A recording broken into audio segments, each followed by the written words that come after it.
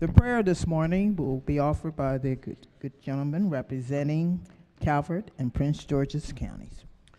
Good morning, colleagues. Let's bow our heads and pray. God, we thank you this morning, for this is indeed the day that you have made. We make the choice to rejoice and be glad within it. Before we ask you for anything, God, we thank you for everything. Precious Lord, take our hand and lead us on. We thank you because you've been our God and our dwelling place from everlasting to everlasting. You're God without permission, and for that we thank you because your presence is felt even in this chamber. God, I pray for my colleagues who may be silently suffering while here serving the people of Maryland. They've left issues at home, conditions at home. Father, meet them emotionally, physically, and spiritually. Father, forgive us of anything that we may have done to offend our fellow man. Wash us and cleanse us. We thank you for your protection. Look upon our speaker, every individual in this chamber. We thank you. We give you glory, honor, and praise. We pray all these things, that majestic, magnanimous, magnificent, mighty name. And all of God's people said amen. Amen. Quorum call. Madam Speaker.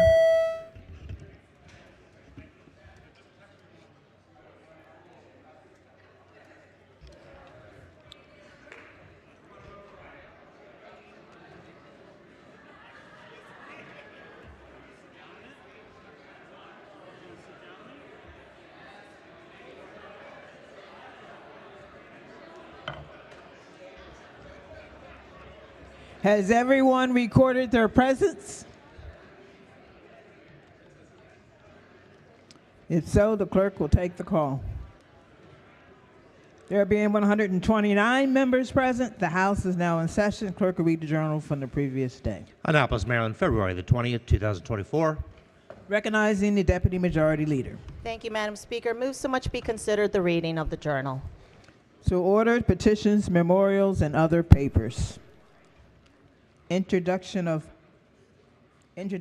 House bills. Clerk will read the bills and their committee assignments. House Bill 1504, Delegate Ebersol, House Rules. House Bill 1505, Delegate Shaliga, House Rules. House Bill 1506, Delegate Rosenberg, House Rules. House Bill 1507, Delegate Addison, House Rules. House Bill 1508, Chair Ways and Means Committee, House Rules. House Bill 1509, Delegate Stein, House Rules. By order Sylvia Siegert, Chief Clerk. Clerk will read the bond initiatives and the committee assignments. Introductory House Bond Initiatives number 46, February 21st, 2024. Referred to appropriations. Message from the Senate. Consent calendar number 8. Senate bills introduced in the House. So clerk will read the first bill and committee assignment. Senate Bill 4, Senator Waldstreicher, Judiciary. Recognizing the Majority Leader. Thank you, Madam Speaker. So much be considered the reading of Senate Bill 4, be considered the reading for all the bills on the calendar.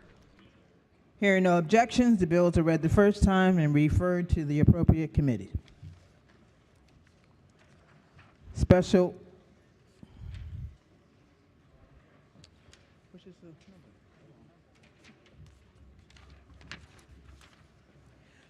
order calendar number 4.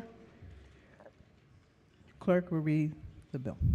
House Bill 1, Maryland Paint Stewardship. Favorable report adopted. Recognizing the maker of the motion. Thank you, Madam Speaker. I do have 2 amendments at the desk. I move so much consider reading the amendment. So ordered. Thank you. Amendment number is 663129. Amendment number 1.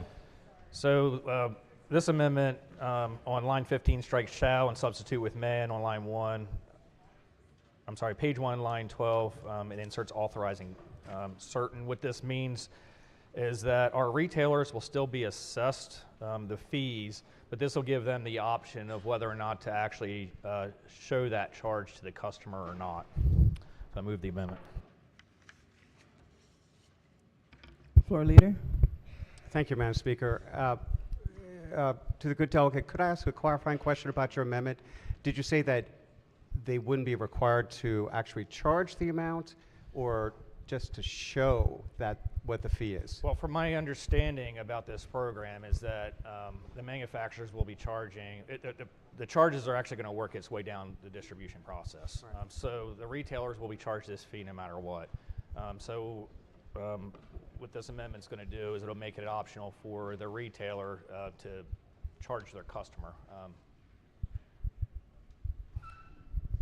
Well, first I want to thank the good delegate for giving us this amendment in advance. I would ask the body to resist this. The program relies on having a consistent stream of revenue, and if there's some question as to whether this will be passed on to the consumer or paid otherwise, then that could create some unreliability in the program stream, and so therefore call into question the ability of the program's goal of collecting, transporting, and recycling paint. Gentlemen, go ahead. Thank you. The fees are still going to be collected. At the end of the day, it's actually this nonprofit entity that's going to receive and operate this program. They're still going to be collected the money from the business owner. So the revenue will still come in. This is just going to give the retailer the option of showing this fee to the customer or not. And mainly, again, and I mentioned it yesterday in my comments, that our retailers on the Eastern Shore, we compete with Delaware, which is, there's no tax, no sales tax in Delaware. And when we're showing a sales tax and we're also showing another fee on top of that, that's going to put our businesses at a competitive disadvantage. And so, this will give, that option. Although if it were me and I was a business owner, I would absolutely show that charge, because then I can just blame the state, for this additional fee, to be quite honest. And I think that if I were a business owner, I would do that. But we should at least give them that option. Floor leader. Thank you, Madam Speaker. I would say, in the end, what the retailer charges a customer for the product, it's really up to them. They have complete flexibility. So if they choose not to, whatever the assessment is, to not pass a portion of that on to the consumer, they are free to do that already. The rules of the marketplace will still be maintained. I mean, the manufacturer, as the good delegate noted, the manufacturer still has to include the assessment in what they charge the retailer, and so that way the fee has to be paid. But I would urge that, this is the program model that has been adopted in at least 10 other states. It's worked well. We don't need any additional language, changing a requirement that a fee be. I read this initially as saying that it makes the assessment optional. So, and we couldn't have that. So I would just urge the body not to adopt or reject this amendment. On the amendment, all in favor signify by saying aye. Aye. Opposed? Roll call. Madam Speaker.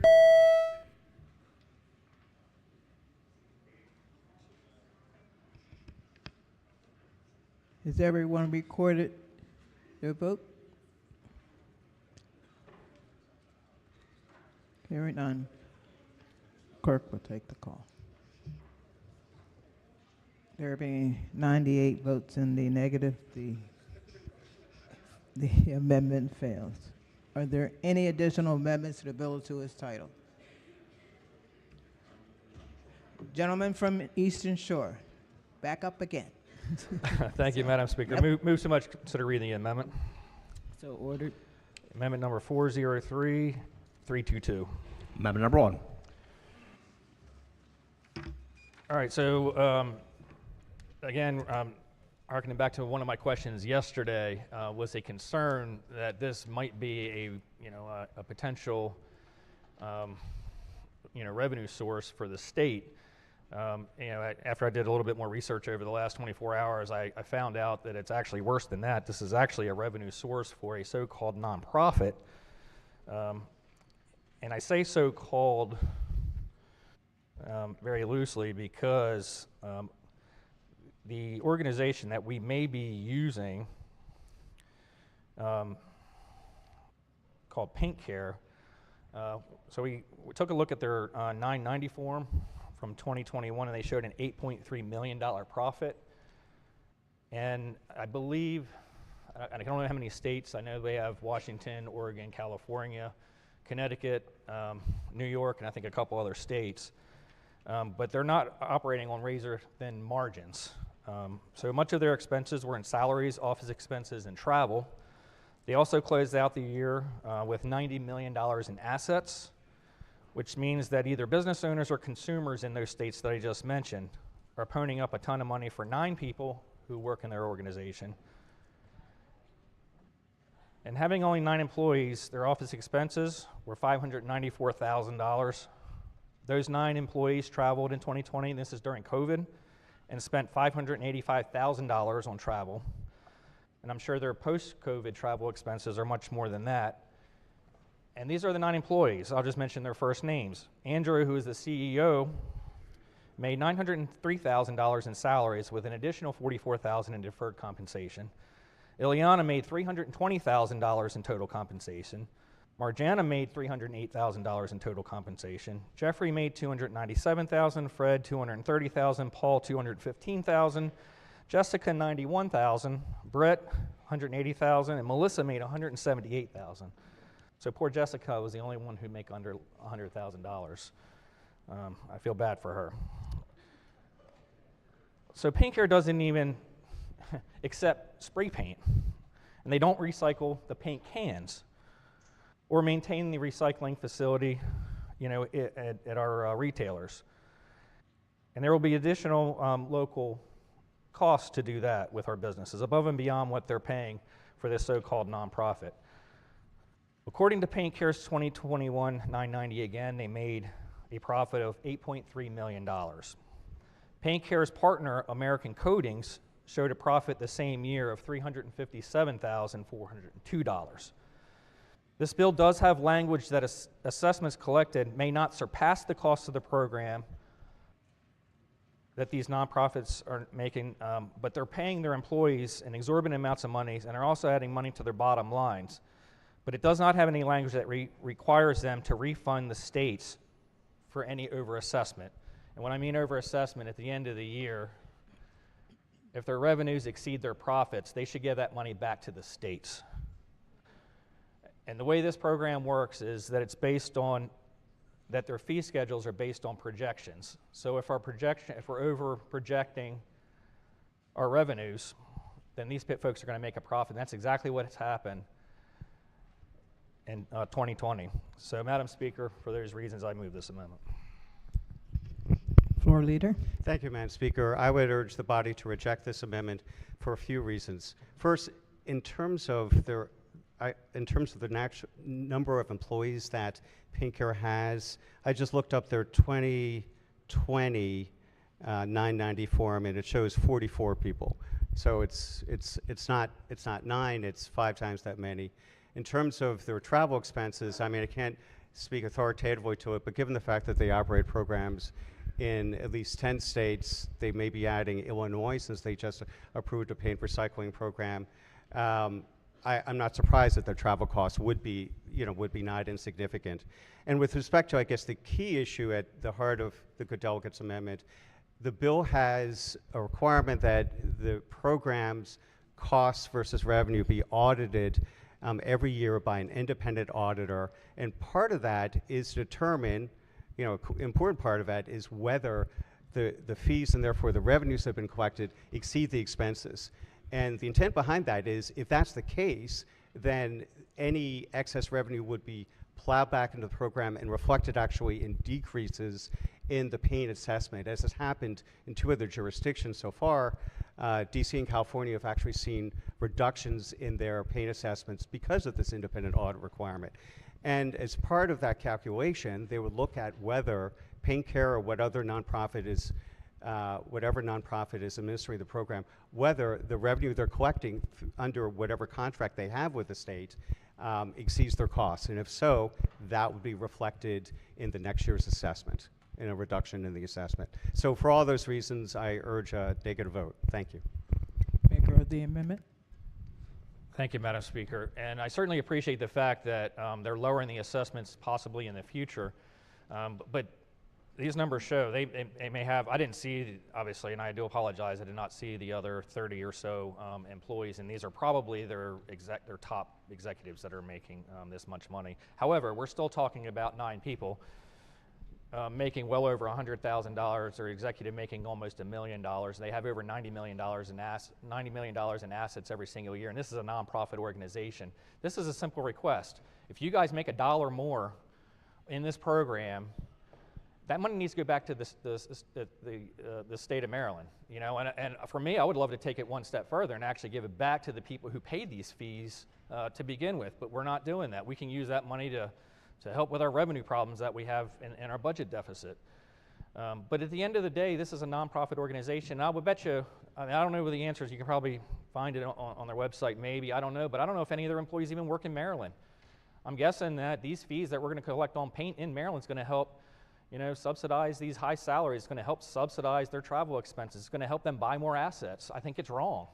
I think it's wrong. They need to give that money back to Maryland. This is a nonprofit organization. If they want to remain as a nonprofit organization, they need to be such. And honestly, this is a slippery slope. This is going to be the first bill that we pass that's going to create a tax. It's going to create a new fee structure for a recycling program, you know, and I think we have another bill that's going to do the same thing for mattresses, and who knows what we're going to do in the future. So let's get it right the first time. And I'm asking for us to do that here. So, Madam Speaker, I move the amendment. Floor Leader. Thank you, Madam Speaker. I guess I would agree with the good delegate that any surplus, because of excess revenues compared to expenses, should be refunded to Marylanders. And in fact, that's the way this bill is set up. Again, there's an independent required every year. It's to be included in a report that's submitted to MDE every year about the results of the program and the cost versus revenue. And if indeed there has been surplus revenue generated, then it'll be reflected in a lower assessment, which means that paint customers would be paying less for their paint in the following year. So in that way, any excess would be refunded to consumers in Maryland. Thank you, Madam Speaker. Madam Speaker. Minority Leader. I briefly had a question for my friend, the floor leader. So if I understand you correctly, let's say in year A, the program collects $1 million, and the audited costs and expenses are $750,000. There's a $250,000 surplusage. From what I understood you to say, what that would mean is for the next year, the new paint purchasers, they would have the assessment rate adjusted to try to get to where it would be $750,000. That's last year's demonstrated cost of the program. Is that fair? I would say even further that it's quite possible that the recommendation would be that to collect the excess from the previous year, the assessment should be lowered even more, because I guess under your hypothetical, you're saying that in year one, say if Paint Care is the contractor and they're responsible for this $250,000 surplus, that should be recouped, and that's part of the audit and assessment process that will happen every year. So that's, I guess, kind of my question. I appreciate that. It's sort of a boring question of auditing and how businesses work, but my guess is that Paint Cares or whoever it is, they're going to have already spent the $250,000, because most organizations don't bank 25% or so, or whatever it would be of the program, and so there wouldn't be any refunds to the paint purchasers in year A. So I'm the guy who purchased $10,000 of paint in year A and had to pay the assessment. I don't get my money back, despite the fact that my assessment was over what the program required to operate. You're the guy who buys $10,000 of paint in year B. You get a lower assessment because I overpaid the assessment. Is that the way it would work? Could you repeat that question, that the customer will get a lower assessment because you paid a higher assessment? Right. So unless you're a constant, steady paint customer, year to year, you're purchasing the same amount of paint, if the surplusage in the program from this auditing program occurred in what I'm calling year A, and I'm the purchaser in year A, the refund doesn't come back to me. You're saying that we would adjust the assessment cost of the program going forward, so I'm not getting my money back that I overpaid. I paid more than what the program required to be run. If you're the customer in year B, you're getting a diminished level to pay for what I overpaid.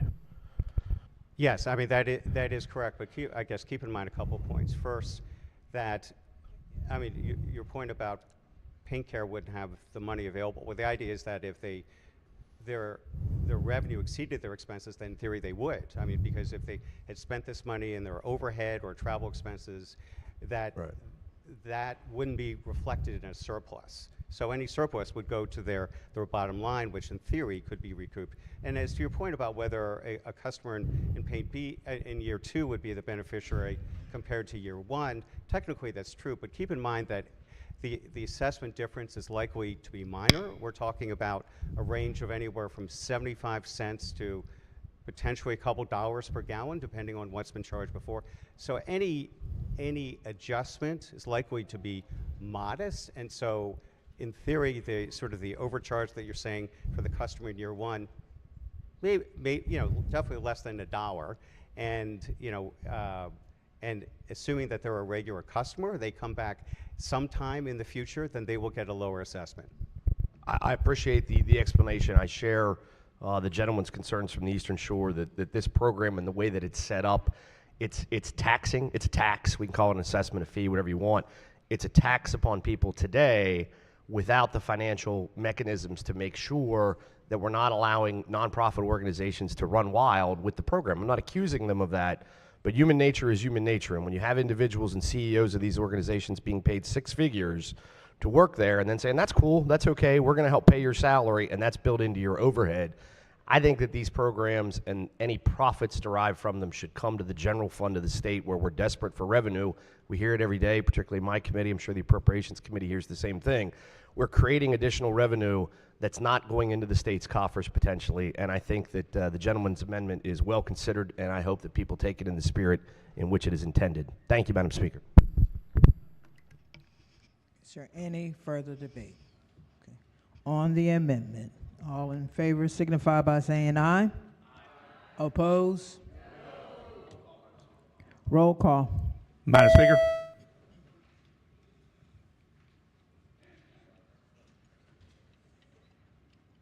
Everyone out of the lounge?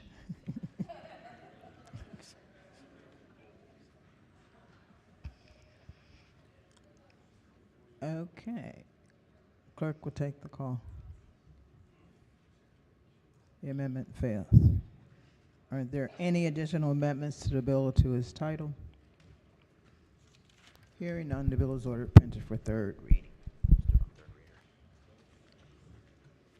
Special order calendar number 5.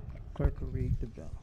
Also 43, motor vehicle registration, exceptions for golf carts, authorization, favor report as amended, adopted. Recognizing the floor leader. Thank you, Madam Speaker. I appreciate the time to look at this bill, and although I do have some concerns, I do not have an amendment this morning.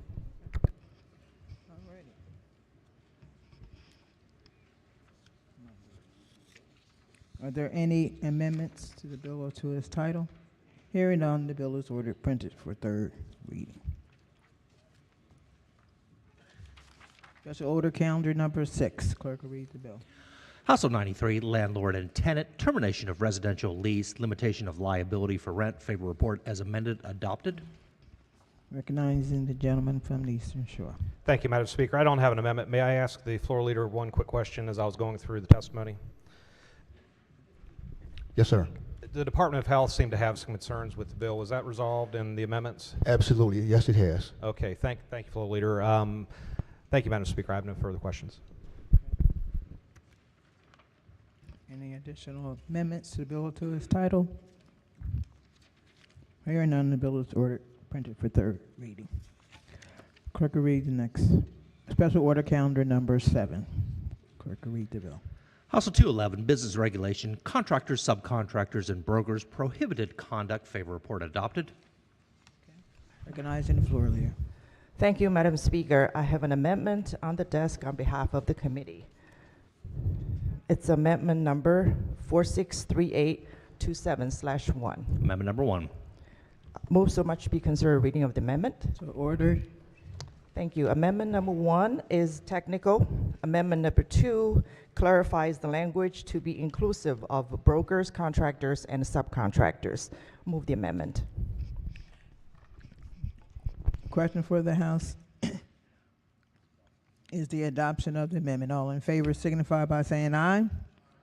Opposed? The ayes have it. The amendment has been adopted. Are there any additional amendments to the bill or to its title? Hearing none, the bill is ordered printed for third reading. Special order calendar number 8. Clerk will read the bill. House of 241, housing and community development, just community designation, favor report adopted. Recognizing the maker of the motion. Thank you, Madam Speaker. So I have an amendment at the desk, amendment number 983222-1. Amendment number 1. Move so much be considered the reading of the amendment. Ordered. Thank you. So, folks, we always say it's simple, but this is fairly simple. And if you heard my concerns yesterday with building just communities, I had concern as to the rubric, as whatever quantifiers we're going to have to determine how the money is going to be allocated. And we're talking about serious money, over $200 million. So what the amendment does is requires a minimum percentage of the funding to go to the rural counties at the same percentage as the population of those rural counties. So, for example, if the rural counties total 30% of the state population, then 30% of the funding that's outlined in the fiscal note would be allocated to those rural counties. And hopefully, we can all agree on one thing, and that's Governor Moore with, leaving no one behind. And we just want to make sure that with this bill, because of the discretionary nature of the definition of the just communities, this amendment will make sure that truly no one is left behind. It would still be rewarding those just communities, but only differentiating those rural versus the urban counties. So with that, Madam Speaker, I ask you to move the amendment. Floor Leader. Thank you, Madam Speaker.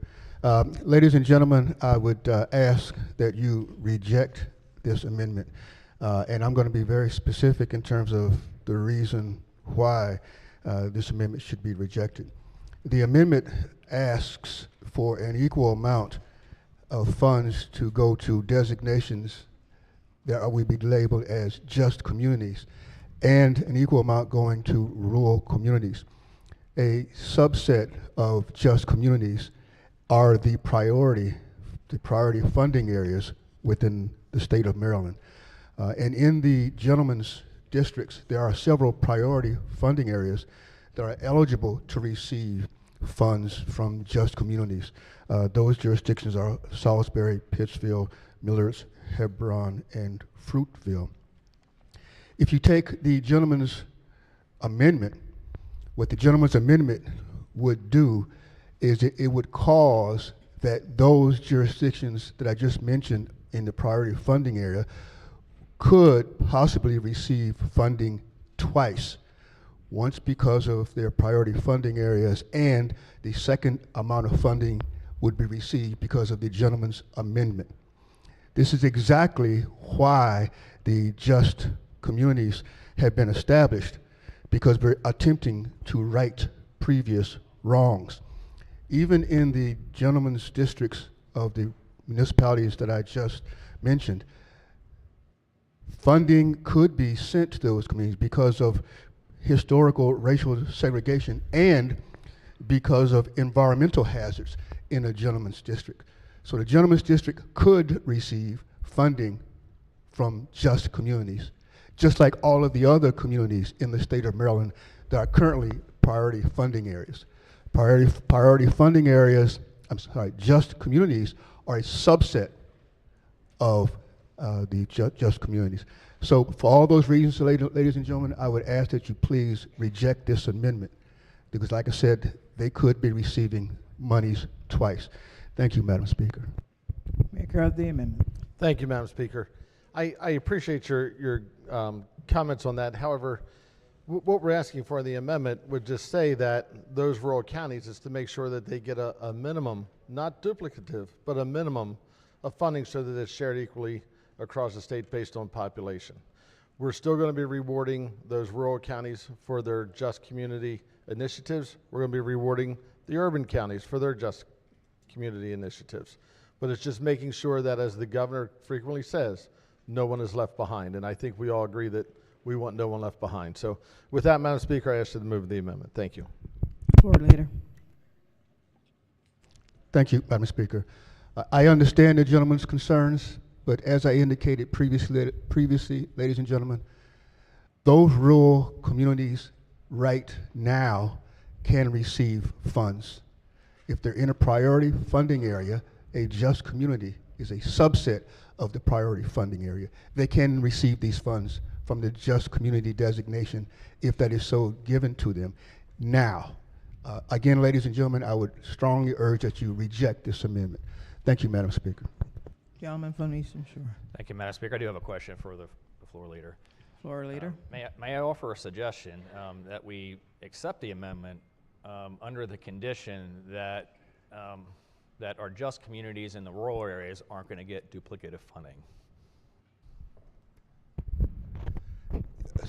Say that again, please. You could suggest we. May I suggest that we accept the gentleman's amendment under the condition that they're not going to receive duplicative funding? No. You're not. What I'm trying to explain to you is that the rural communities could already receive fundings under the designation of just communities. What you're suggesting is not necessary.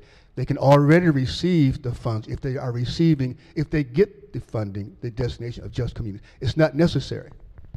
And I'm saying that there may be just communities that are outside of the priority funding area that may qualify. In order to receive monies from just communities, you have to be a priority funding area first. Okay, so may I ask you a question then? So the urban areas that will be in this program, are they also in those designated areas? So will they be receiving duplicative funding? No. In the urban areas? No. Now I'm really confused. That's So we're going to make this exception in rural areas, but not in urban areas. And I think that what the gentleman's amendment does is it's just actually adding some parity. It's adding fairness across the entire state. So, Madam Speaker, I support the amendment. Thank you. Any further debate? Hearing none, the question for the House is the adoption of the amendment. All in favor signify by saying aye. Oppose? Roll call. Madam Speaker.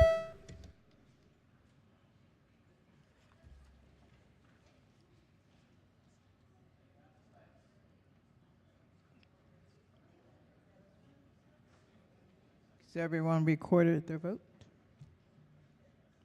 So the clerk will take the call. The amendment fails. Are there any additional amendments to the bill to its title? Hearing none, the bill is ordered printed for third reading. Special order calendar number 9. The clerk will read the bill. House Bill 368, Human Relations, Discrimination by a Place of Public Accommodation, favor report as amended, adopted. Recognizing the gentleman from the Eastern Shore. Thank you, Madam Speaker. The Eastern Shore friends of yours have been busy today, haven't we? Excuse me? I didn't hear that. I said the Eastern Shore has been busy today. I noticed. I have an amendment at the desk, 803-021/1. Amendment number 1.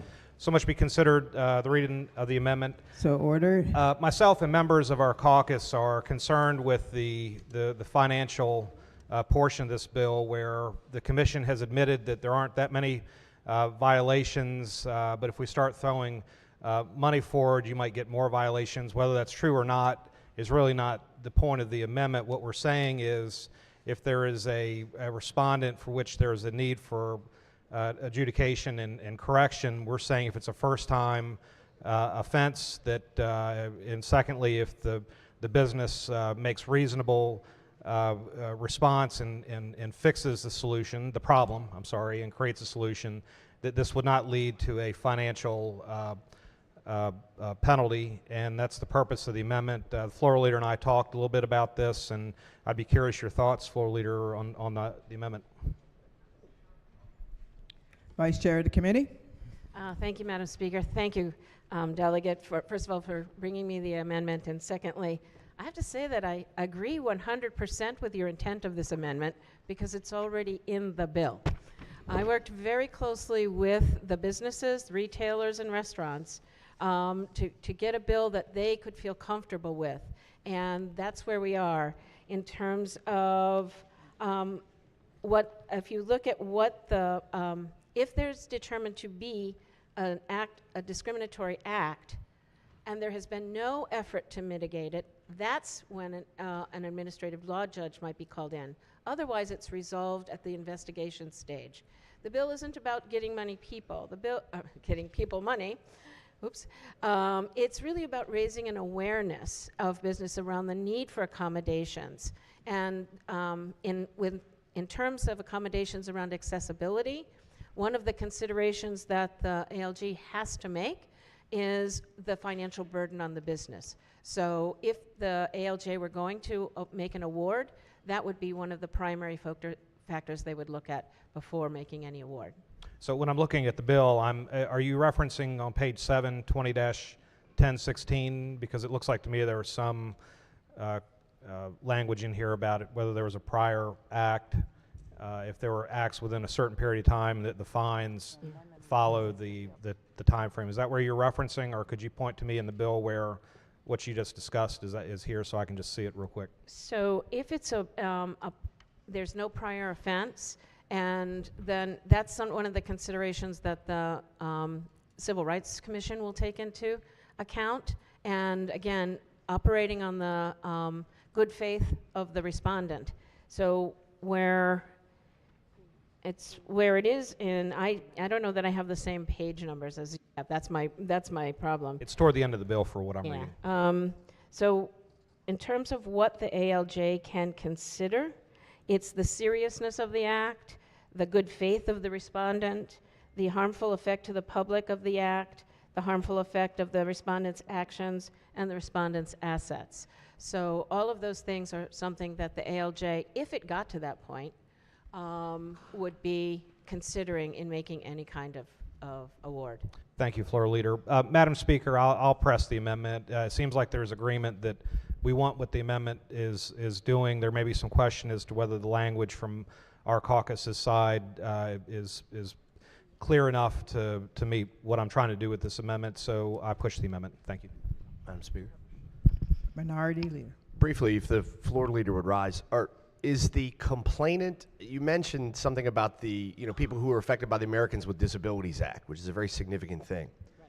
But is the complainant who initiates this process with the administrative agency able to withdraw their complaint if they are compensated? Absolutely, and periodically that happens. In fact, it does. Yeah. In fact, there's a pretty significant situation that occurred in Maryland a couple of years ago with attorneys, a brethren of which I am a member, fortunately or not. We are not all angels. Some of us are less scrupulous than others.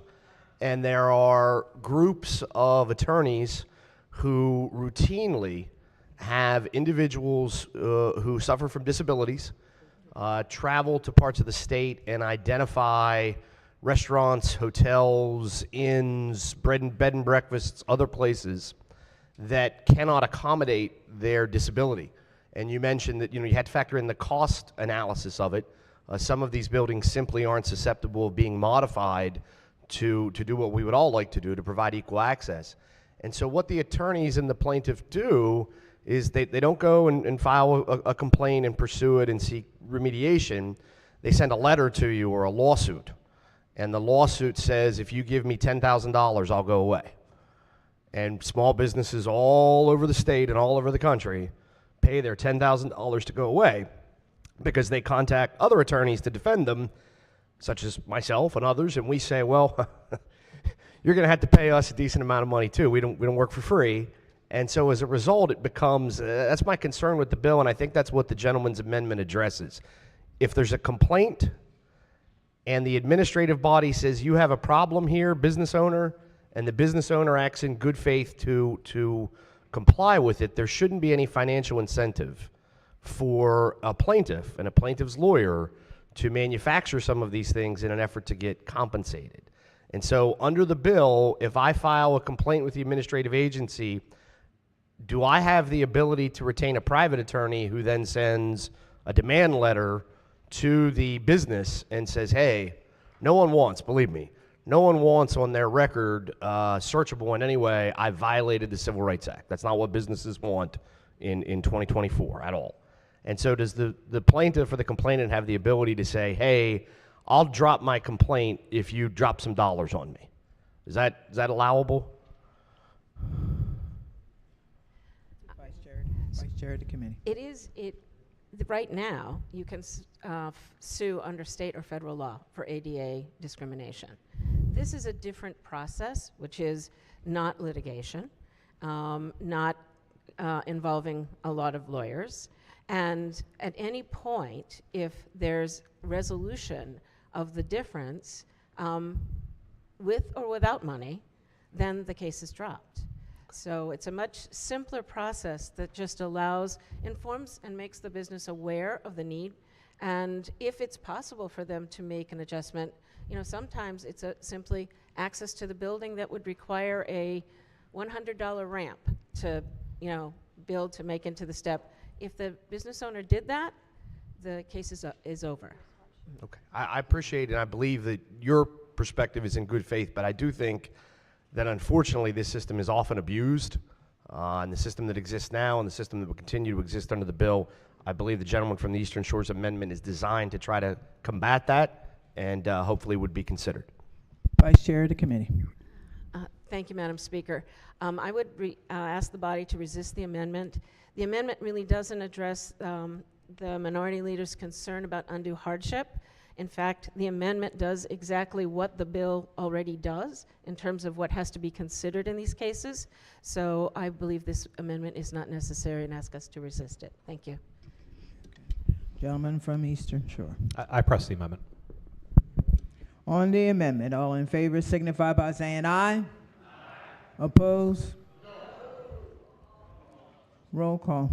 Madam Speaker.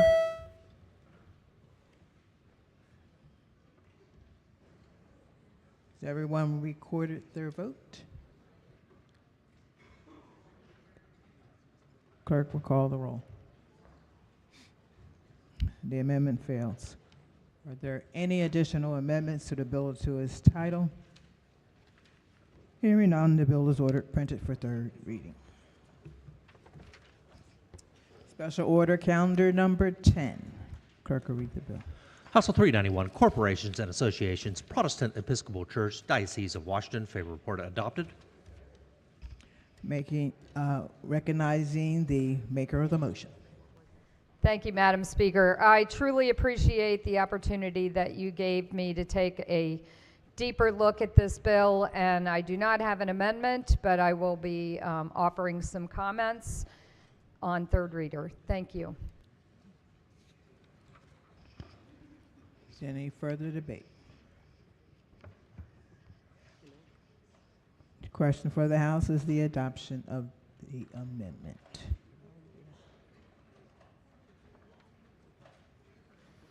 Oh, okay, she threw me off. Okay, hearing none, the bill is ordered printed for third reading.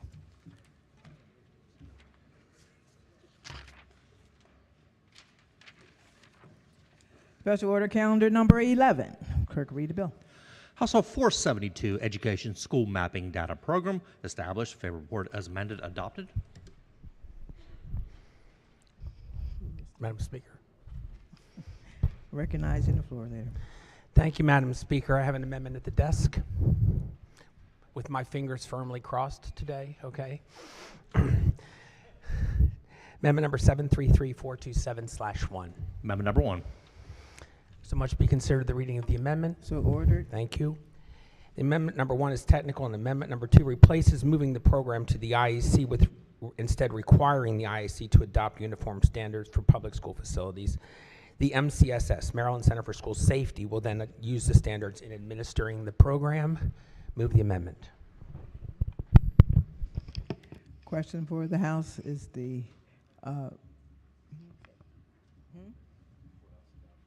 adoption of the amendment. All in favor signify by saying aye. Oppose? The ayes have it. Are there any amendments to the bill to its title? Hearing none, the bill is ordered printed for third reading.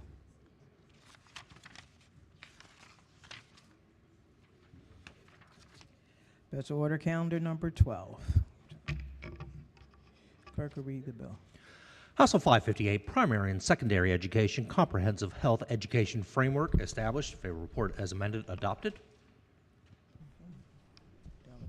Recognizing the maker of the motion. Thank you, Madam Speaker. I do have an amendment at the desk. 913-429-1. Amendment number 1. Before I read the amendment, Madam Speaker, could the floor leader rise for some questions? Yes. Thank you. Before she does that, can you read the number again? Yes. 913-429-1. Handed it to him. We don't have this. at the That was desk. probably Nunez. I'm sorry, it wasn't a different name, and she could not do it this morning. So this is has a new number. Sorry, 923127-1. They read the same, but Amendment number 1. thank you. Sorry. Okay. Thanks. Okay. So I noticed in the bill, as amended now on page 3, lines 8 and 9, that we can still opt out the parents or the guardians. Before you go, can you please explain your amendment?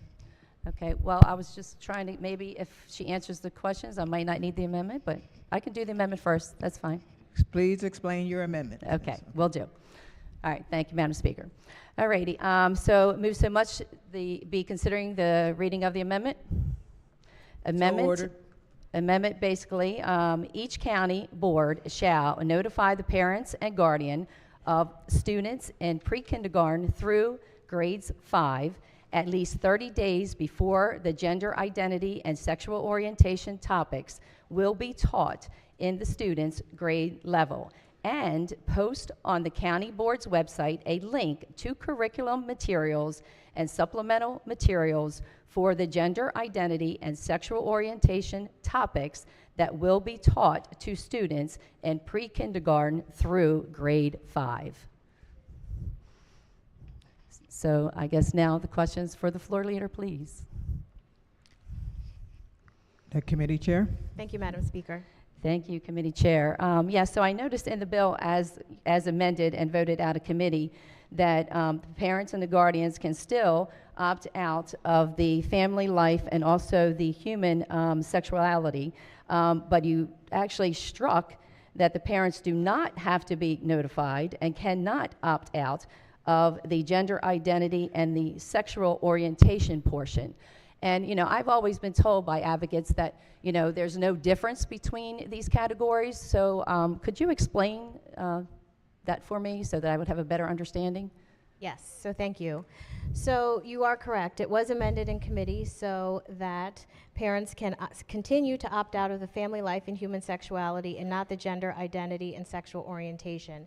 I will tell you that the majority of curriculum that is taught under the gender identity and sexual orientation is taught under family life and human sexuality, but I think the committee wanted to be very clear that topics that relate to gender identity and sexual orientation are not stripped as they were by Carroll County during the previous years. The purpose of the health curriculum is to make all students feel included, to make all students feel reflected in what they're being taught in the school system, and to be age appropriate and medically appropriate.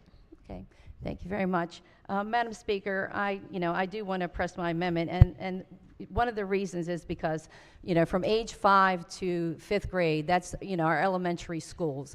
And I do believe that the parents or the guardian, you know, should have the right to be able to have this conversation with their children prior, you know, to them being taught in school. So, Madam Speaker, I do press my amendment.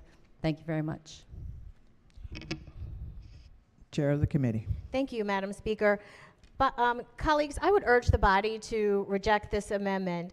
First of all, the amendment places an additional burden on the schools. The curriculum can already be found online, and each county board, each of your local jurisdictions already has in place a way in which you can opt out. For instance, my 6th grader, the way we do it in Howard County, I get an email.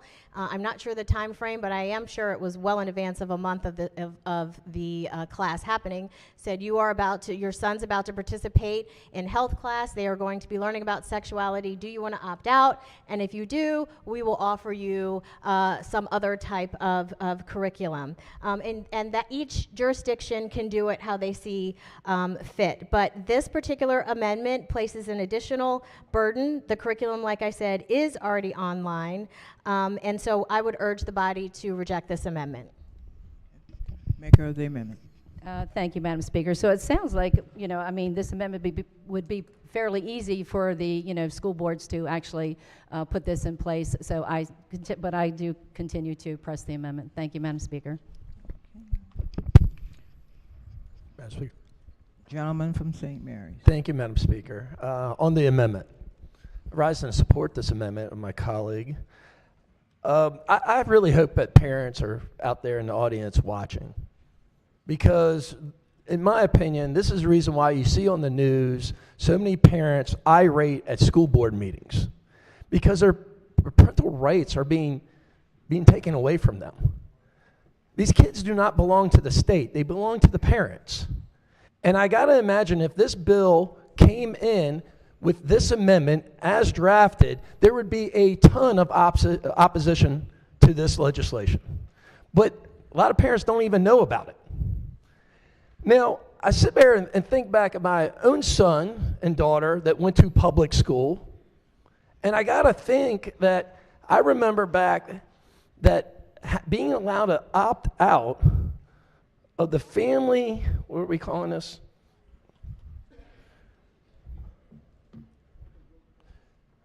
Family portion, the sex ed portion, has been a right that parents have had for a very long time. Back when I think majority of us were in school, it was even an opt-in. And I'm really confused by the questioning on here, because I read the legislation. This is you're taking away the ability to opt out. Taking it away specifically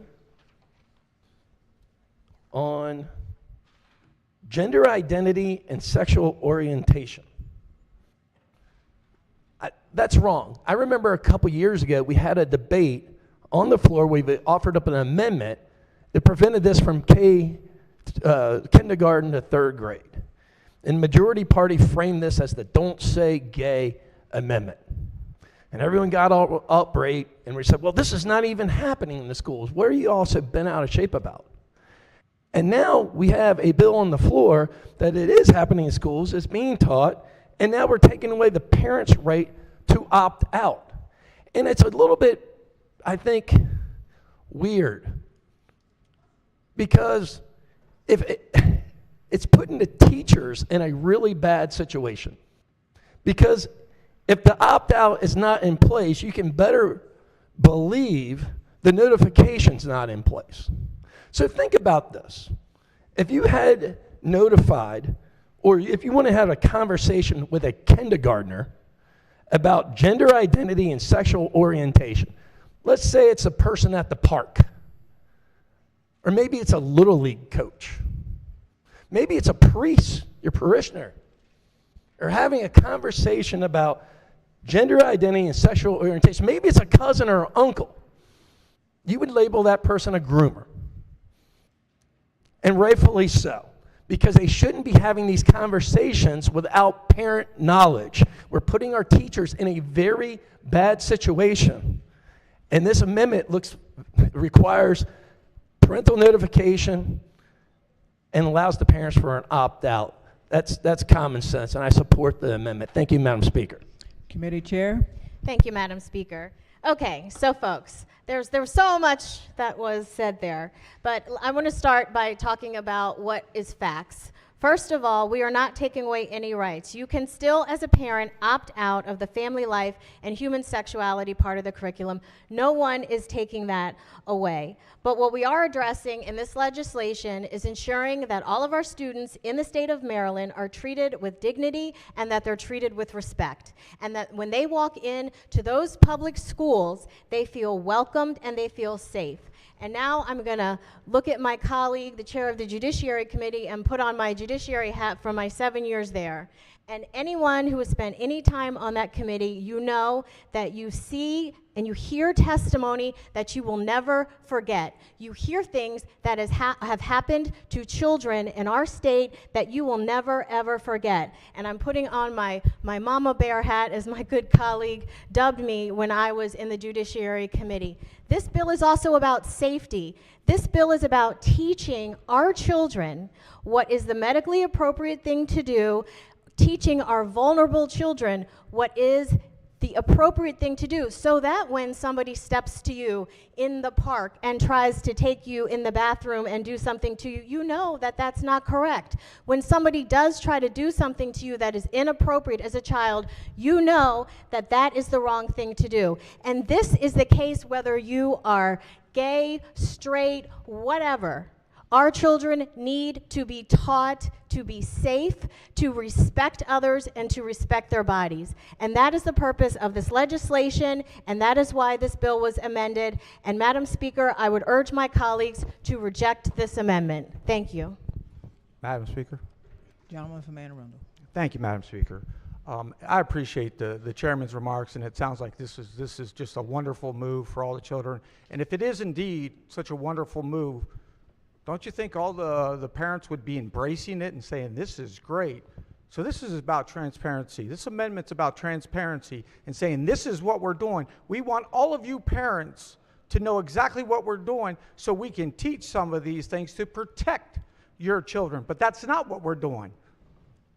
This amendment ensures that parents know exactly what's going on with their children. And if it's about safety and embracing, then they would want their child involved. But this bill clearly is trying to get something past parents and not letting them see exactly what's going on. And this amendment addresses that concern for the parents. With that, I push the amendment. Thank you, Madam Speaker. Young lady from Montgomery. I want to stand also in urging people to reject the amendment. I want to thank the chair of the committee, the self-professed Mama Bear. Thank you. This bill is about my daughter. Let's first talk about what this bill is and isn't doing and what this amendment isn't doing. The Family Life and Sexuality curriculum, as it's properly named, as anyone getting up on the bill should know, already allows people to opt out. And all we're saying is during the health curriculum, during the rest of the year, what can and cannot be discussed. And what this amendment would do, as the chair would say, will put an added burden on our school system for what may or may not come up during the year during the health curriculum. But let me tell you what will come up when my daughter goes to kindergarten next year. And no one else on the floor can say this, but when my daughter goes to kindergarten next year, and they're doing Mother's Day cards, and she asks for 2 pieces of construction paper because she has 2 moms, what do you think about that? What if another kid says, no one has 2 moms? That's not right. What should the teacher say in that situation to my daughter? The daughter that my colleague, my good friend, held on the first day of session in 2020. What should you say? When everyone in the class draws their family pictures and my daughter draws 2 moms. What should you say when another kid says, that's wrong? No one has 2 moms. No one has 2 dads. Or preschool, in my daughter's class, they bring a family picture. And everyone in my daughter's class knows that she has 2 moms and that she's okay. But I want to tell you what this amendment would be doing. It would not allow for that conversation to happen. The gentleman from Frederick County said yesterday that he would take a bullet for his kid. I think all of us would. But not only would I take a bullet for my kid, I am standing up today for my daughter and the daughters and sons all throughout the state of Maryland, in each and every one of our counties, that if they have 2 moms, 2 dads, a trans parent, whatever, that they have the dignity and they have the support of their teachers who stand up for them and say, yes, you're okay, your parents are okay, your family is okay, and you are welcome at our school. Thank you, Madam Speaker. Any further debate? Okay. Madam Speaker, we got to push the amendment. Gentlemen, your purpose? For the good of the order, we would like to push the amendment. That's what I was about to say, but you got up. Remember, that's what I do. On the amendment, all in favor signify by saying aye. Oppose? Roll call. Madam Speaker.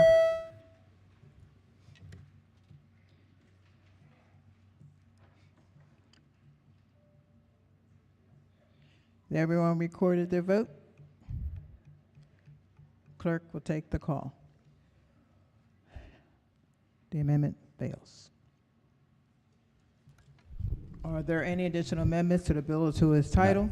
Madam Speaker, Gentleman from Baltimore County. I don't have an amendment, but I had a question for the floor leader. Thank you. I'm just trying to better understand the bills because some comments were made.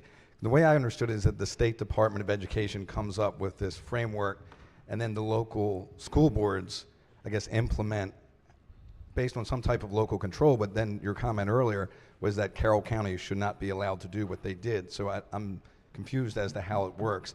And if there's inconsistencies, I guess, in terms of what the framework would be opposed to a local board, how they see age appropriate, that I think interpretation, consistency is subject to interpretation. So what am I missing that a local board like Carroll County has, when it says specifically in the bill that they have the right to decide age appropriate? So I'm just Committee confused Chair. here. Thank you. Thank you for the question. Thank you, Madam Speaker. So the way it currently works is it's not actually the State Department of Education. It's all jurisdictions in conjunction with the State Department of Education sat down and came up with the health curriculum as they did with the math curriculum, science curriculum. And so each of your jurisdictions, of everyone in this room, had participation in that. And it was not put into legislation, it was put into regs. Carroll County decided not to follow that, specifically when it came to gender identity and sexual orientation. And so because of that, the Ways and Means Committee thought it appropriate to pass this legislation saying at a minimum, these are the things that each jurisdiction at a minimum has to have in their health curriculum, and it has to be age appropriate. And you, in consultation with your local jurisdiction and your community and educators, can come up with those parameters. Okay, thanks for explaining that. And truly, I didn't know, but it sounds like to me that this bill is a direct result of what Carroll County did. And you're basically saying Carroll County does not have the right to do that in their local jurisdiction. I'm saying Carroll County or any other jurisdiction, but Okay. they are the only offenders, correct?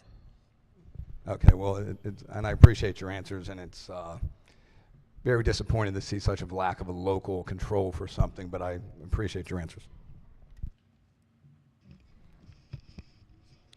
Any other comments on the bill? Gentlelady from Carroll. Thank you, Madam Speaker. I have an amendment at the desk. Amendment number 923328-1. Amendment number 1. Moves so much be considered the reading of the amendment. So ordered. I'll explain the amendment, and then I do have a few comments. But this amendment will put the bill back into its original posture that would retain the opt-out provision for the new gender curriculum, which is separate from the other curriculum that we've been discussing. This would be consistent with the rest of the bill's parental decision of opt-out for the rest of the framework.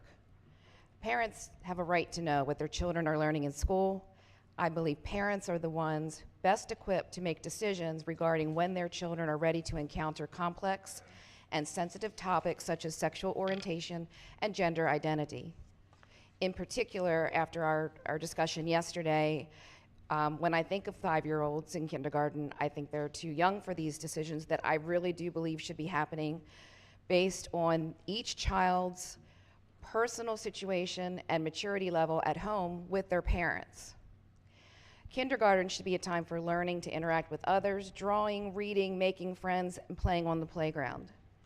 And yes, to my friend, whose lovely daughter I adore, as you as well.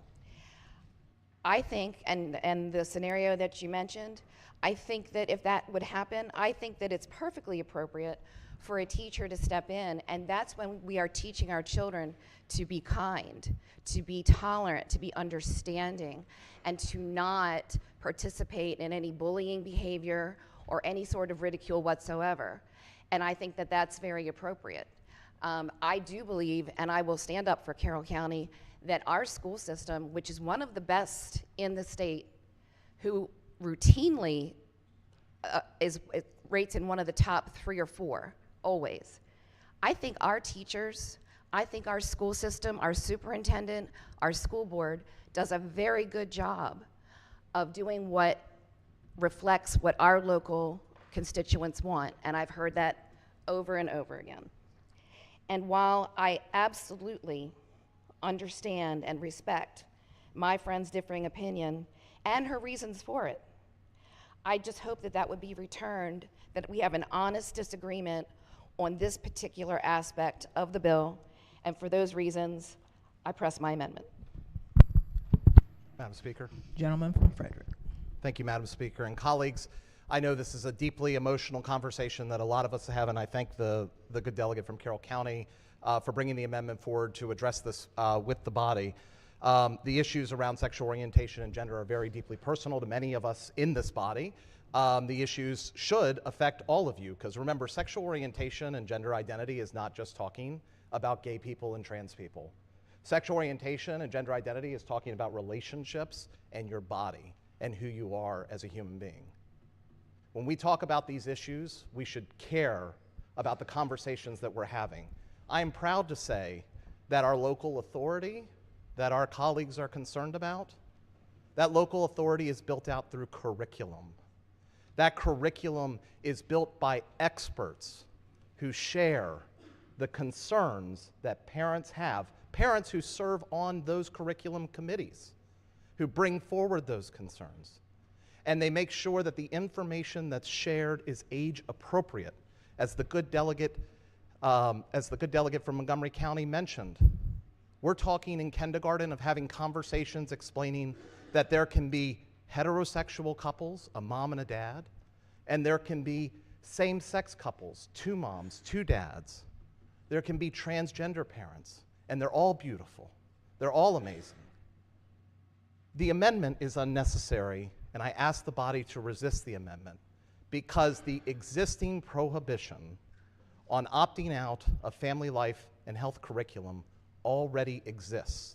It exists in the existing framework. It will be codified with this framework.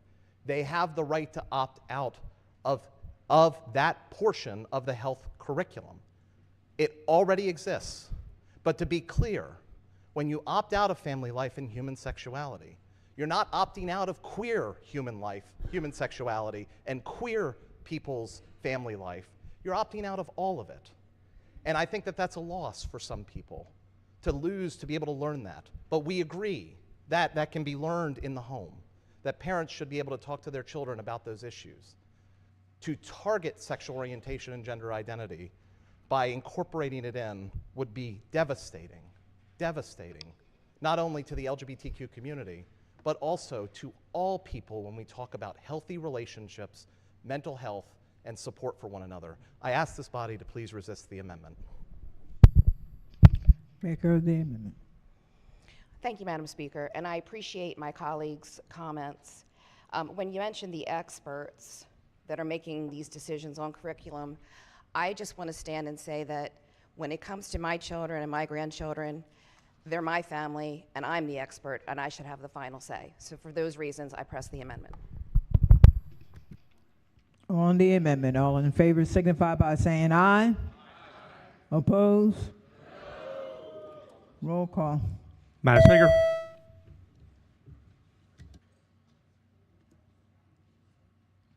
Has everyone recorded their vote? Does anyone care to change their vote?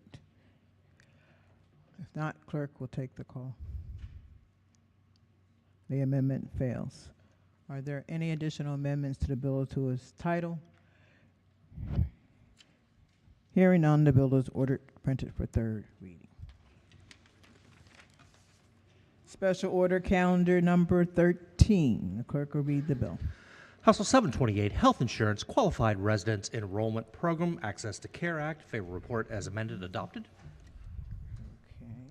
Recognizing the minority whip. Thank you, Madam Speaker. I have an amendment at the desk.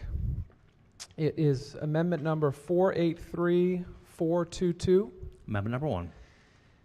What this amendment does, move so much be considered the reading of the amendment. So ordered.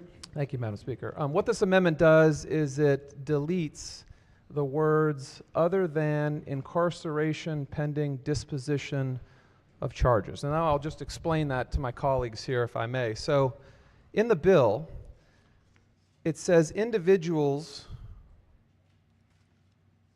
hold on one second here. Sorry, excuse me. It says an individual is not eligible if they are incarcerated, except individuals that are incarcerated pending disposition of charges. And I'm going to just explain at least what I interpret what that means. So if you are in pretrial confinement, so for example, you've been arrested on allegations that you murdered somebody. You're being held pre-trial. The trial is unlikely to occur for a year and a half. You are now eligible to participate in Maryland's Health Exchange program. If you are charged with rape and being held in pretrial confinement, you are now going to be eligible to enroll in Maryland's Health Exchange program. And I want you to ask yourself, which individuals are generally held on pretrial confinement? It's not the person who did shoplifting. You know, these individuals are not generally held. It's the people that are seriously a threat to society. I asked the floor leader, it's her bill, respectfully, if that was the intent of the bill, to enable these individuals to be eligible to participate in the Maryland Health Exchange, and I believe, I don't want to speak for you, but. Are you finished? Sure. Floor leader, Okay. please. All right. Thank you, Madam Speaker. We're switching roles. We are switching roles. Sorry. Vice Chair and the sponsor of the bill. Thank you, Madam Speaker. That language exists now for everyone. So there's no exclusion. This is not new language. It exists already in our statute and for terms of enrollment in our health benefit exchange. So if we are to change this, it would change it for everyone. But let's talk for a minute about what it means. All right. So as you said, they are sitting in jail, and this language actually came from the federal government. And in the original design of health benefit exchanges, the federal government said those 3 qualifications that we have here. So that's where it came from. So it's been there since the establishment of the exchange. That's there. Then let's think about the folks who are sitting in their jail cell. And I need you to understand, we're not giving anything away. They're not getting anything. All this would do is to allow someone who's sitting in jail awaiting trial, if they choose to, contact in whatever way they were allowed to in their incarceration, the Maryland Health Benefit Exchange, discover which healthcare plan works best for their budget, because they will be paying full freight for that insurance plan, and then potentially enroll in that plan. So that's, so if I'd ask the question, if they want insurance and they're in that situation, why would we prevent them from getting it? And I have to say, I still believe that you're innocent until proven guilty, and that's what this language addresses. And I will say one final thing.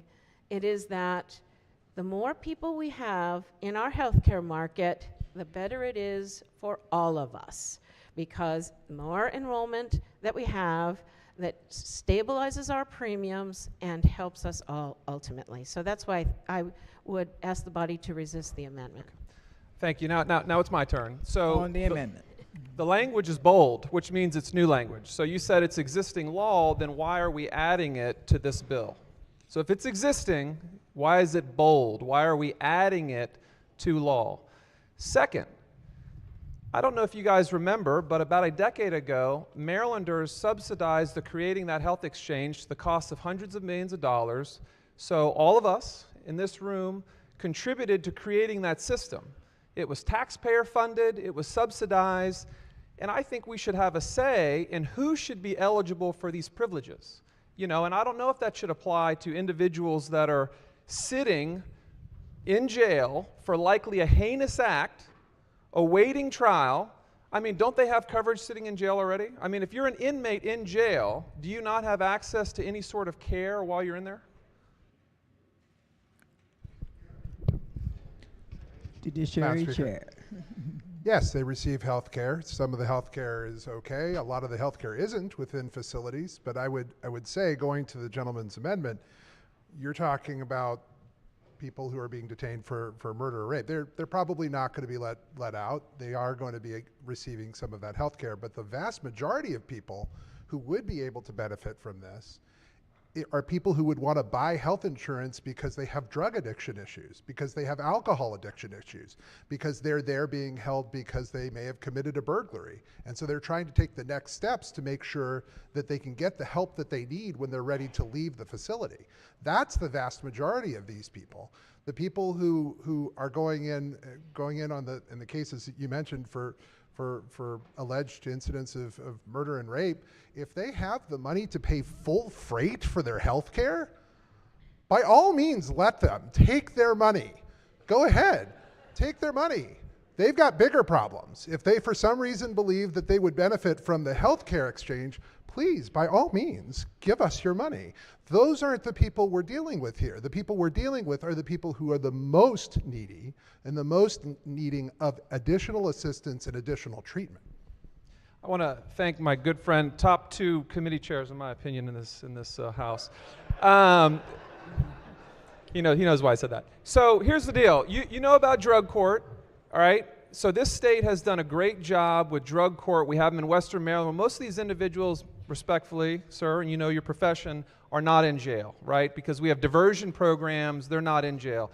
The reality is the majority of individuals on pretrial confinement are in there for heinous acts, and that's what I'm concerned about. I don't think, and you had mentioned it, so it was kind of skimmed over, but you did acknowledge the fact that these individuals sitting in jail do have coverage, simply merely the fact that they're in jail. They could have access to health care coverage. We're giving them a bump. We're giving them a bump into a system that we subsidized, that we created. It's a privilege. And I don't think we should be extending it to those individuals, in my opinion. That's why I put the amendment in. In my opinion, based on the read of the bill, the fact that it's bolded language means we're adding it. I don't think we should. Madam Speaker, I move the amendment. Very briefly, Madam Speaker. Go right ahead. Very briefly, the thought that someone, with respect to my good friend, the thought that somebody who is charged with murder would then be making doctor's appointments to go out of the facility where they're being held to use the health insurance that they are paying for is kind of okay.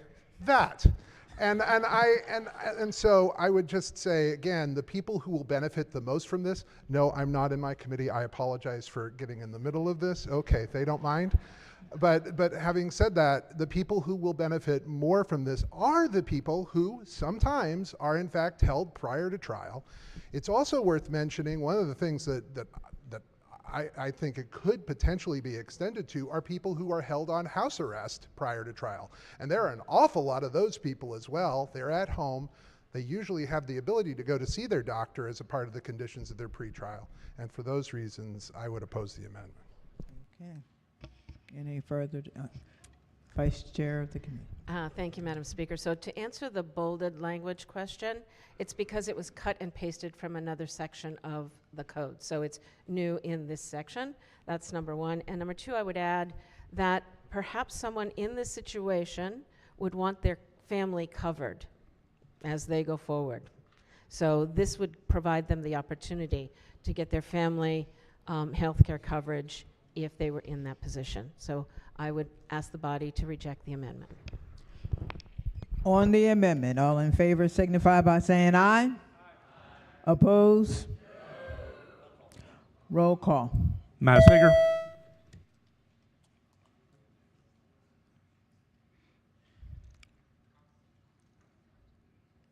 Has everyone recorded their vote? Clerk will take the call. The amendment fails. Gentleman from Carroll. Thank you, Madam Speaker. I have an amendment at the desk. It's amendment number 143122-1. Amendment number 1. Thank you. Move so much be considered the reading of the amendment. So ordered. Thank you, Madam Speaker. On page 2 of the bill, it says that a qualified resident must reside in the state. My amendment requires that the qualified resident provide some kind of documentation that proves that they actually live in the state of Maryland. The following documentation could be accepted as stated on the amendment. A utility bill, a vehicle registration, a tax return, a government issued photo ID, a mortgage document, a lease agreement, or a pay stub. My concern here is that the bill does not explain how an individual proves that they reside in the state. I'm concerned about this because we do border so many other states. I represent Carroll and Frederick counties, and in Frederick County, you can get to West Virginia in about 5 minutes. And in West Virginia, they do not have a program, they do not have these kind of benefits for their undocumented folks. And without us requiring that undocumented immigrants prove that they truly live in the state, what is stopping somebody from, like I said, West Virginia or another state coming in and claiming these benefits? And so I was looking last night at a couple other states, such as California and New York, and was looking at how they, if they asked for these kind of requirements. And in the state of California, undocumented workers, they can apply for disability insurance and paid family leave through the state government. But in order for them to apply for these benefits, the individuals, they have to provide proof of their wages. This can be a W-2 or a pay stub. They even allow you that if you are paid in cash, that you need to provide some kind of detailed proof of your cash payments. And that can include cash deposit statements, Venmo, PayPal, receipts. They got all kind of things. And if you can't verify your wages, you're denied those benefits.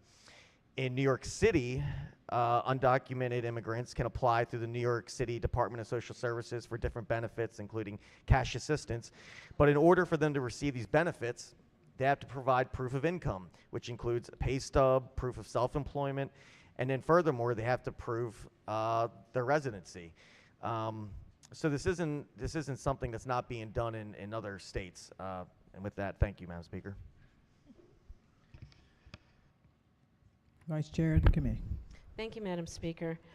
First of all, I want to thank the good delegate from Frederick and Carroll County for working with me, giving me this amendment last night so that I could work on it all night. But and I appreciate that. Thank you.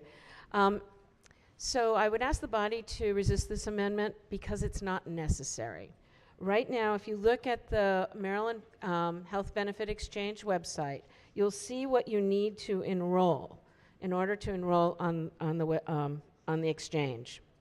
So after you've gone through the process of determining the plan that you that works for you and your family, then you have an enrollment process in which you have to include for every member being covered in with the policy the birth dates, social security numbers or document numbers, their citizenship or immigration status, tax returns for the previous years, employment and income information, both of which are going to have addresses on them, and policy numbers for any current health insurance information about employer coverage, so other coverage. So I would ask you to resist it because it's not necessary.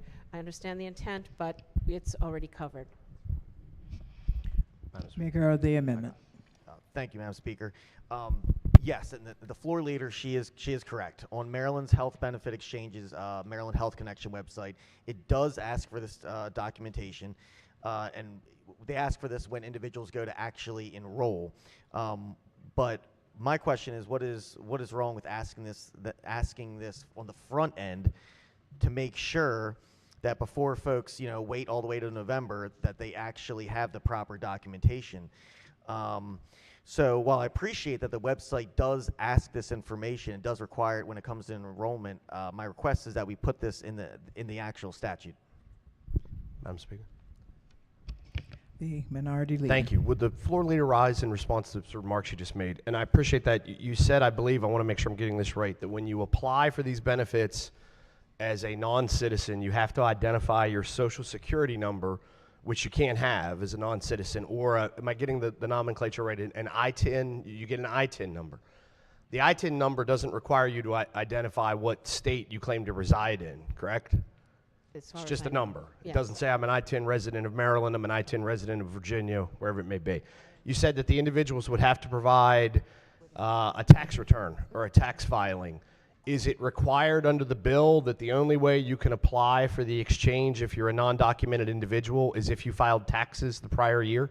That's in the enrollment requirement. So you have to have filed taxes. Have to file taxes. So individuals, I just want to make that clear. So individuals who are non-documented, who did not file taxes, did they have to file Maryland taxes?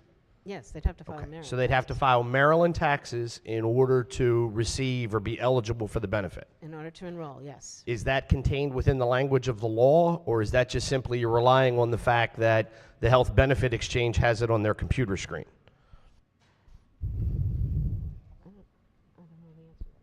Just a second.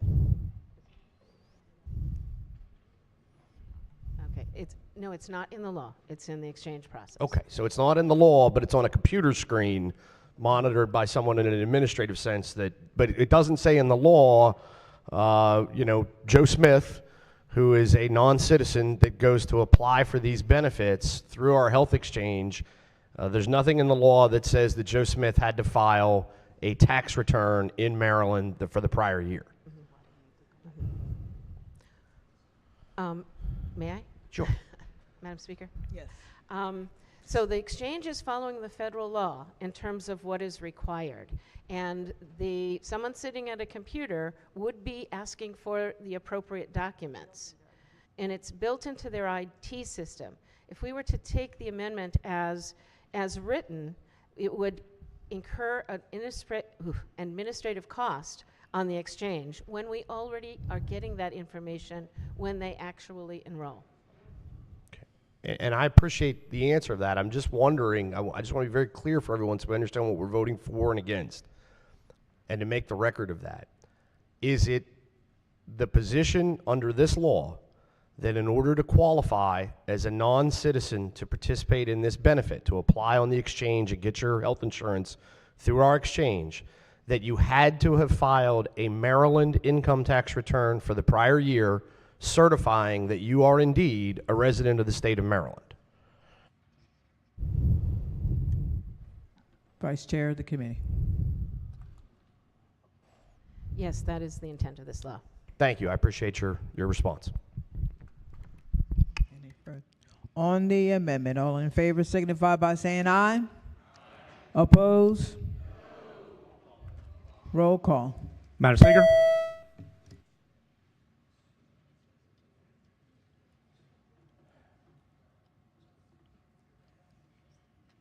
Has everyone recorded their vote?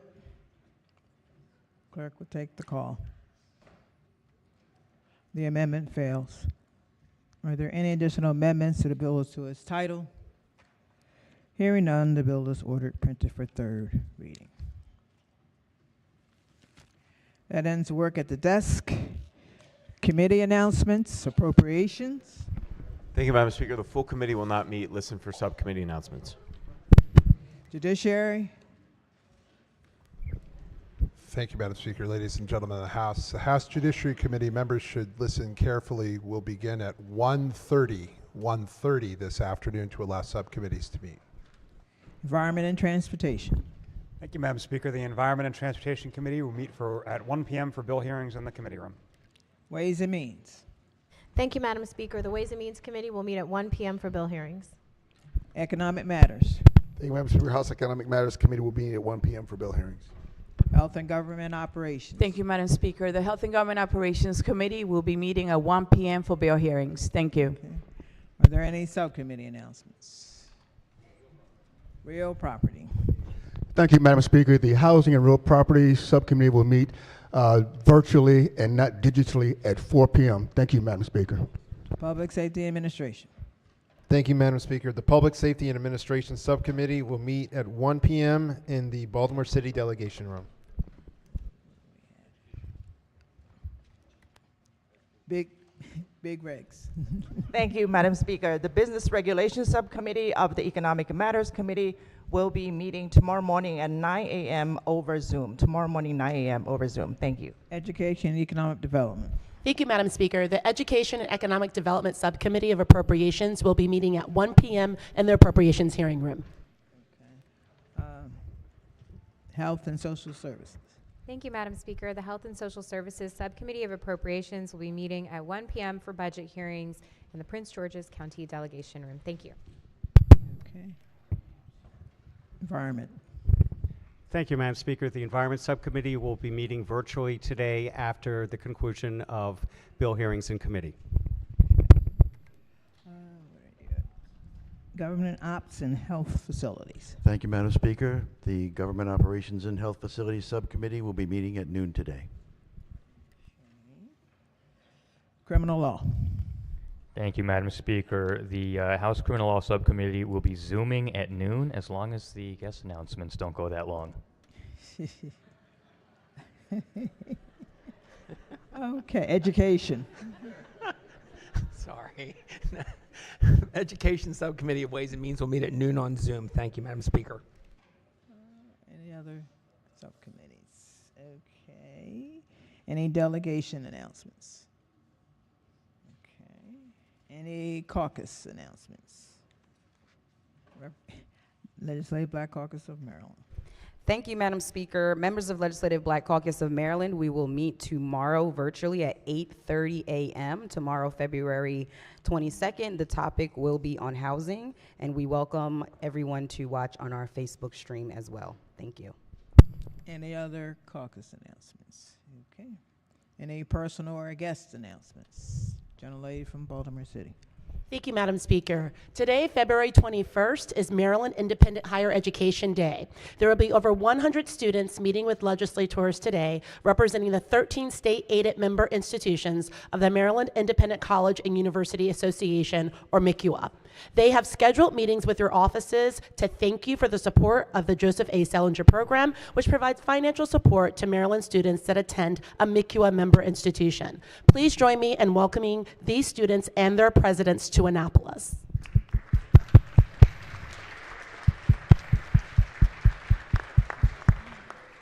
Any other personal or guest announcements? Yeah, Madam Speaker.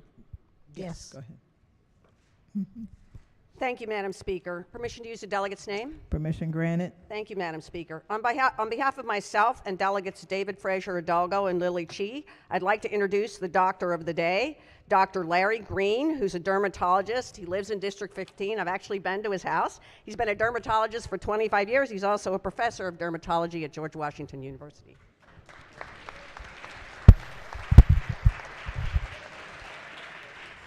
Young lady from Prince George's. Oh, thank you, Madam Speaker. I was looking around. Thank you, Madam Speaker. I have some guests I would like to make an announcement. It's my pleasure to welcome the University System of Maryland Joint Council for their Advocacy Day in Annapolis. I am honored to recognize and welcome the University System of Maryland Student Council, the USM Council of University System Staff, the USM Council University System of Faculty. This is the 7th time that these councils has come together to advocate for public higher education in Annapolis.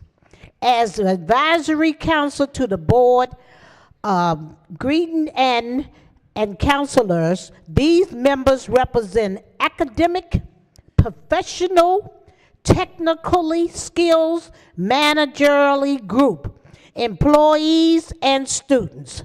All of them are so vital to the university system.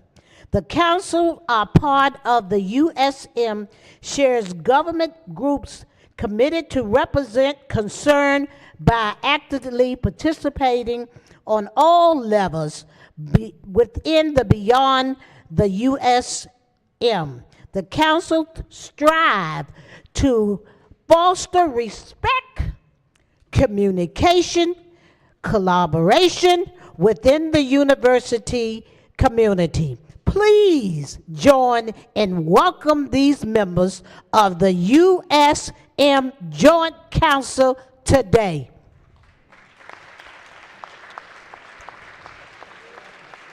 Are they here? Thank you, Madam Speaker. That's a good Gentlelady question. from Montgomery. Thank you, Madam Speaker. Colleagues, please welcome the Chesapeake Bay Foundation's Student Leadership Program. They are here today.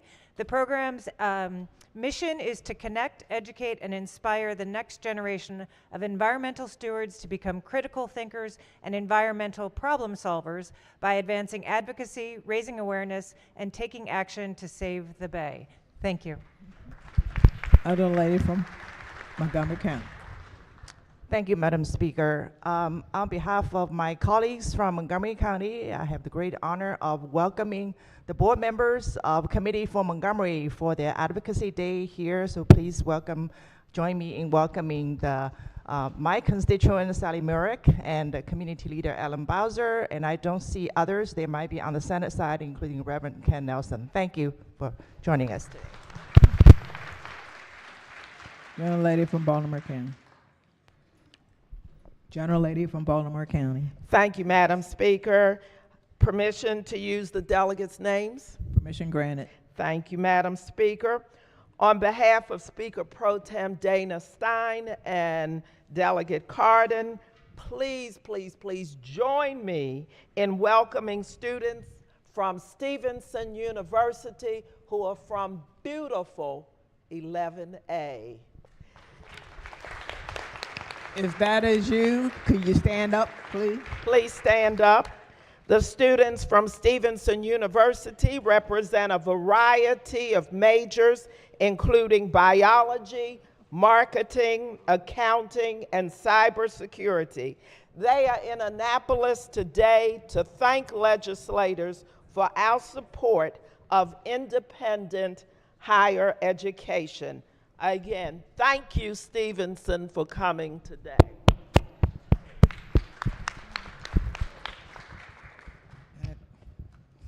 Yes, go ahead.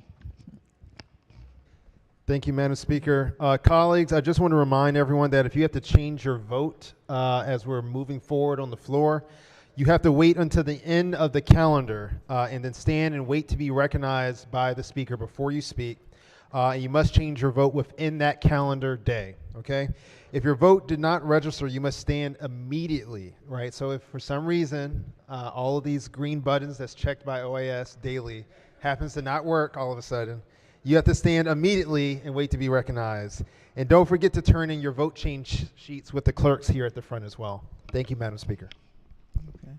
Gentlelady from Baltimore County. Thank you again, Madam Speaker.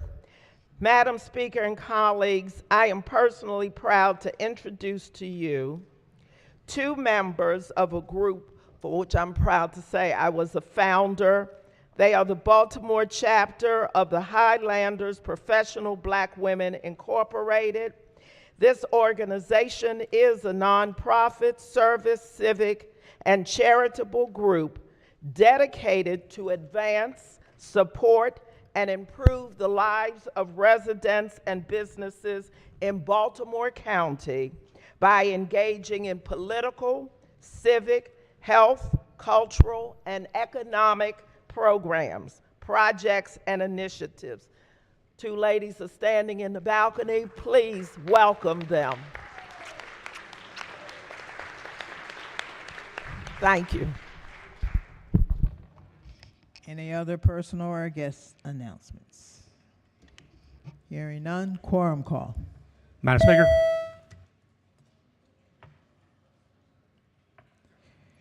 Has everyone recorded their presence? Clerk will call the roll. There being 135 members present, the House is still in session. Recognizing the majority leader. Thank you, Madam Speaker. I move that the House stands adjourned until Thursday, February 22nd at 10 a.m.